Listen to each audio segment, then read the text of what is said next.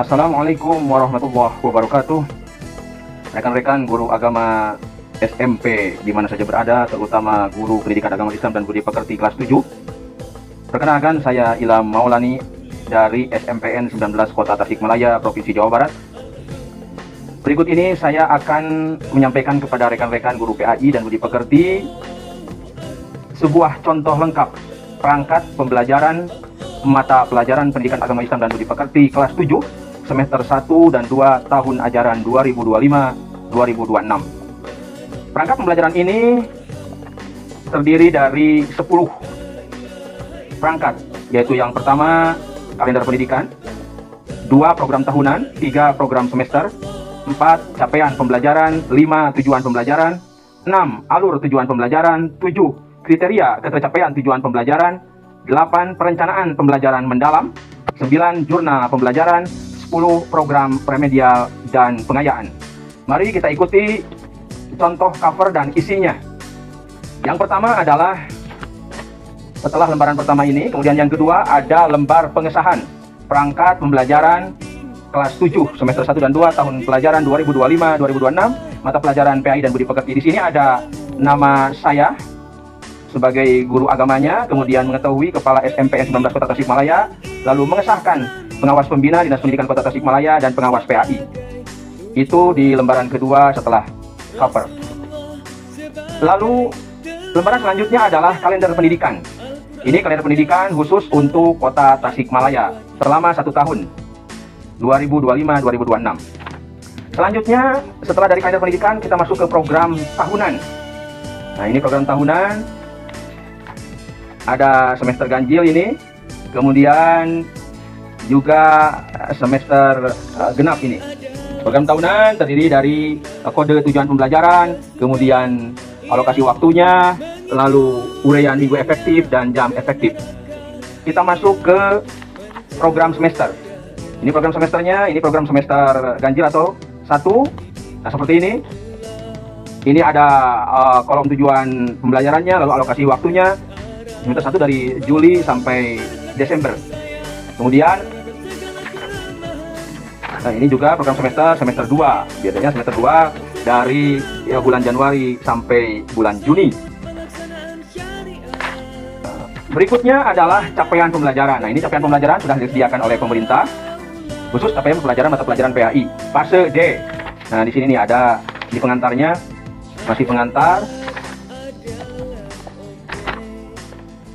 Nah, ini fase D nih. Fase D nih untuk kelas 7, 8 dan 9. Biasa terdiri dari aspek Al-Quran hadis, ini rumusannya. Lalu aspek akidah, kemudian akhlak, fikih, dan sejarah peradaban Islam. Jadi ada 5 aspek. Selanjutnya adalah tujuan pembelajaran. Nah, ini kumpulan dari tujuan pembelajaran TP PAI kelas 7. Ini 5 aspek semester 1, ini semesternya, ini tujuannya. Kemudian ini 5 aspek dari Al-Quran hadis sampai sejarah pendidik peradaban Islam semester 2.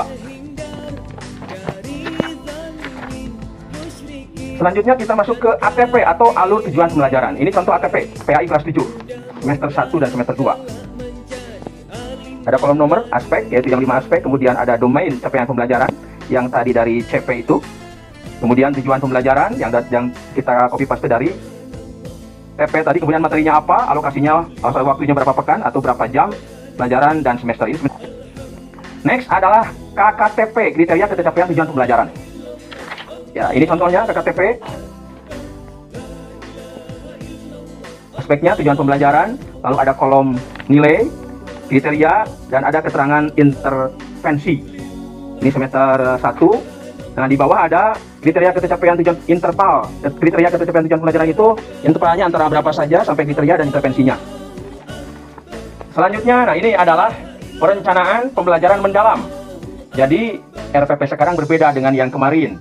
Jadi ini adalah karena Pak Mendikdasmen menggaungkan pendekatan mendalam atau deep learning, maka saya membuat perencanaan pembelajaran mendalam.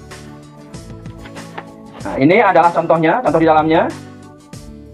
Saya mulai dari perencanaan pembelajaran mendalam 1 dan 2, artinya pertemuan 1 dan 2. dengan 4 komponen. Lebih praktis ditampilkan seperti ini, ada komponen identifikasi, kemudian desain pembelajaran, pengalaman belajar, dan asesmen. Di identifikasi ada pengetahuan awal peserta didik, lalu ada analisis materi, dan ada dimensi profil lulusan. Jadi bukan lagi dimensi profil Pancasila, tapi dimensi profil lulusan. Jadi dimensi profil lulusan ini yang 8 tidak ditulis semuanya, tapi kita dipilih yang cocok dengan materi atau tujuan pembelajaran pada pertemuan pertama. Lalu di kolom yang kedua ada desain pembelajaran, terdiri dari capaian pembelajaran, kemudian tujuan pembelajaran, lalu topik dan lintas disiplin ilmu. Setelah itu, setelah lintas disiplin ilmu juga di sini ada yang namanya praktik pedagogik. Model yang akan dipergunakannya model apa, lalu kemitraan pembelajaran, lingkungan belajar, dan di kolom yang kedua ini yang terakhir adalah pemanfaatan digitalisasi. Selanjutnya di pengalaman belajar, ada kegiatan awal, inti, dan kegiatan penutup.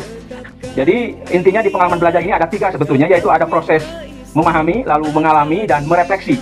Di kegiatan awal, inti, dan kegiatan penutup itu, ketiga aspek tersebut, memahami, mengalami, dan merefleksi, ada ketiga-tiganya. Kolom yang terakhir adalah asesmen atau penilaian. Jadi ada 3, ada penilaian atau asesmen sebelum pembelajaran, kemudian ada asesmen ketika atau saat proses pembelajaran, dan yang ketiga asesmen atau penilaian pada akhir pembelajaran. Setelah ke perencanaan pembelajaran mendalam adalah ada jurnal pembelajaran. Nah, ini ada jurnal pembelajaran. Saya kosongkan, terdiri dari kolom nomor, hari, tanggal, jam pelajaran ke, pertemuan ke, uraian kegiatan, lalu hambatan, ada pemecahan dan absensi siswa. Ini jurnal pembelajaran.